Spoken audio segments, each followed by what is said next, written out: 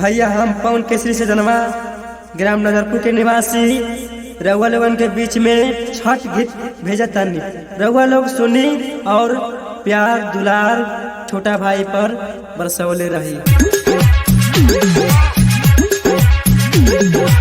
Presented by Geeta Music। बोला बोला छठी मैया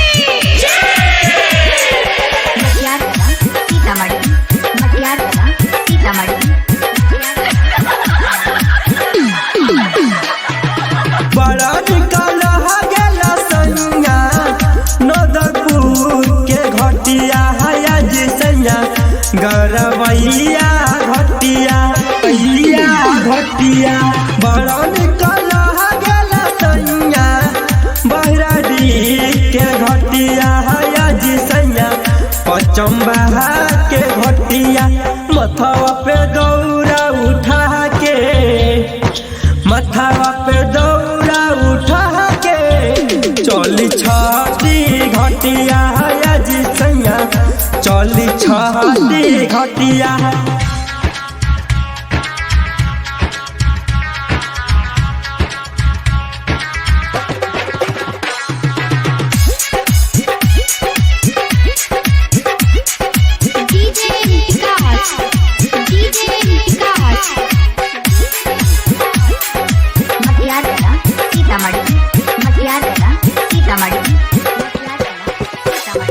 खरना से सोहल बानी बुझी नहचरिया बानी बुझी नहचरिया खरना से सोहल बानी बुझी नहचरिया जी सैया बुझी नहचरिया मथवा पे दौरा उठा के मथवा पे दौरा उठा के चली छठी घटिया ए जी सैया चली छठी घटिया।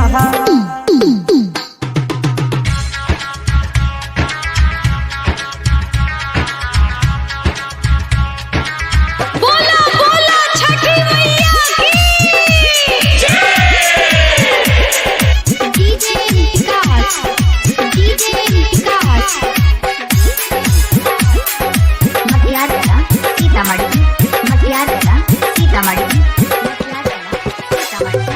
अजतवला होई है सहैया सुनाए सैया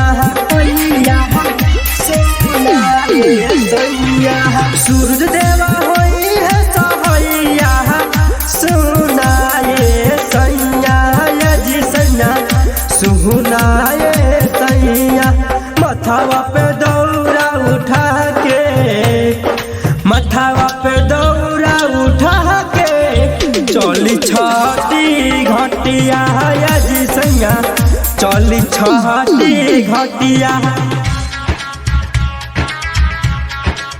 बोला बोला छठी मैया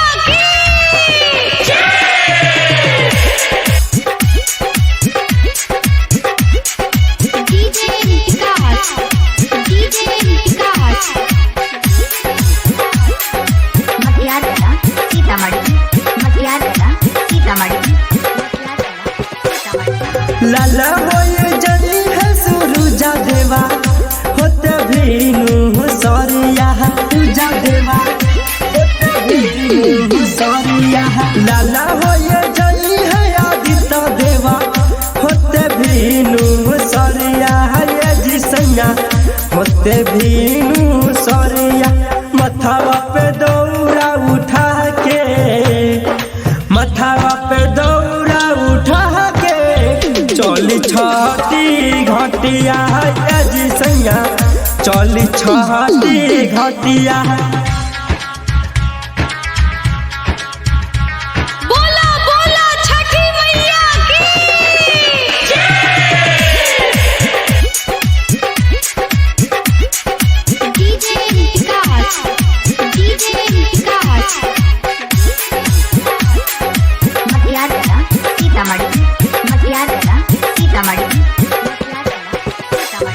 उजाला राजन के सहेली है